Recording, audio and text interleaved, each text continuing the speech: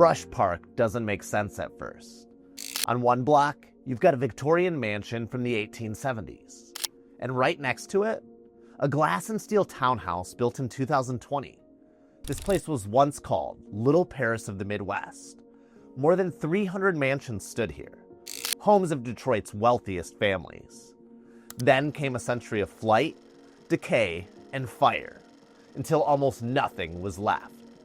Today, Brush Park is rebuilding itself from the ashes.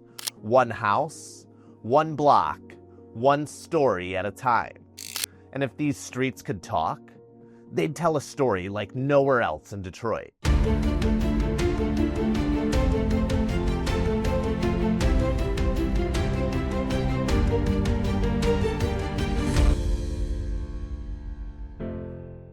Hi, I'm Chris Hubble, and this is Streets of History, a weekly deep dive into the neighborhoods that shaped Michigan, and the people who lived, built, and fought for them.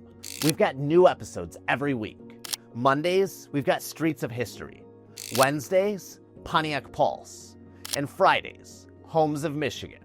So be sure to hit subscribe so that you never miss our next chapter. Brush Park is one of Detroit's oldest neighborhoods, born right after the Civil War.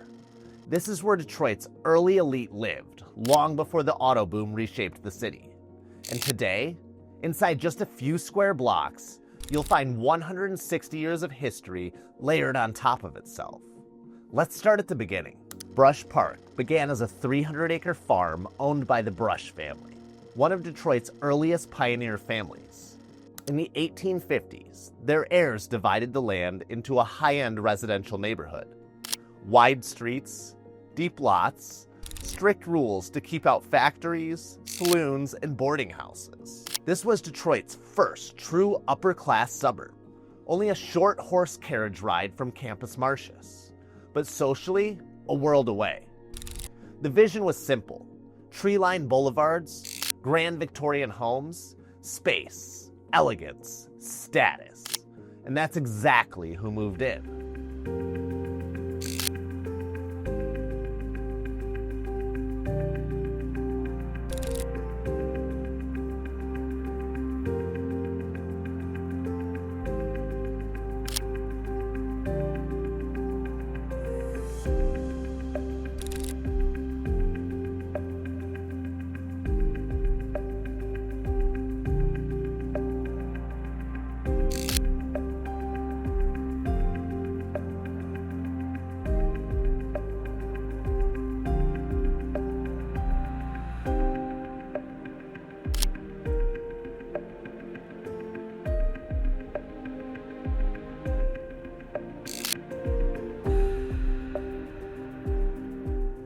From 1870 to 1900, Brush Park exploded.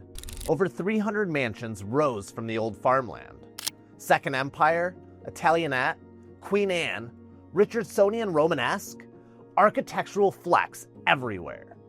Detroit's powerful families lived here. David Whitney Jr., James Verner, the pharmacist behind Verner's, the Pungs, the Gillises, and the Brush heirs themselves. Newspapers called this place Little Paris of the Midwest. And honestly, they weren't exaggerating. But no neighborhood stays frozen in time. By 1900, the automobile changed everything. Detroit's wealthy wanted even bigger homes, further from downtown. They left for Boston Edison, Indian Village, Palmer Woods, the Grosse Points. Brush Park's mansions became boarding houses, doctors' offices, and rentals. Then came the Depression, redlining, disinvestment. By the 1960s and 70s, Brush Park was collapsing. Homes burned, blocks emptied, streets fell silent. Detroit's skyline kept rising, but Brush Park faded into the background.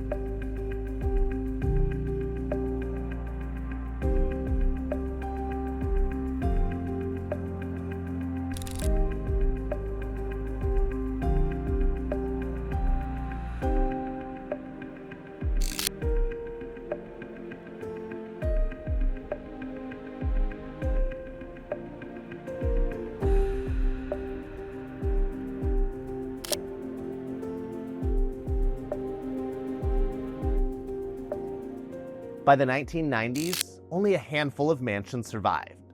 Most were shells, some propped up with steel beams, others barely standing.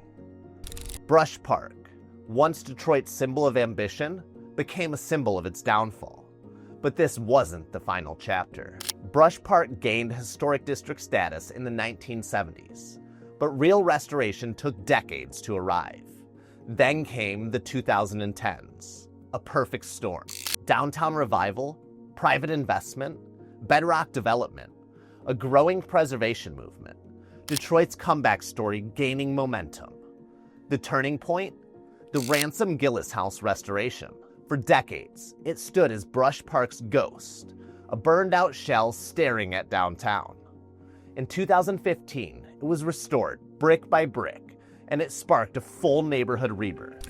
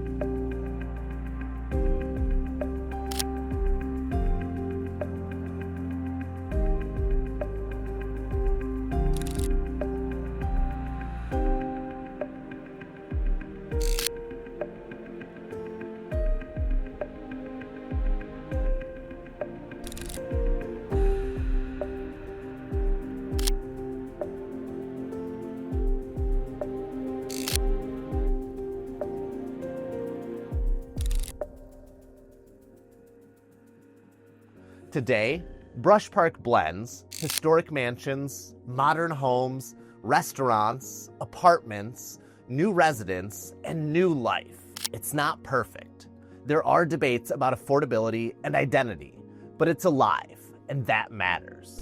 Let's walk the streets. We've got Alfred Street, with Italianate mansions with tall windows and stone lintels.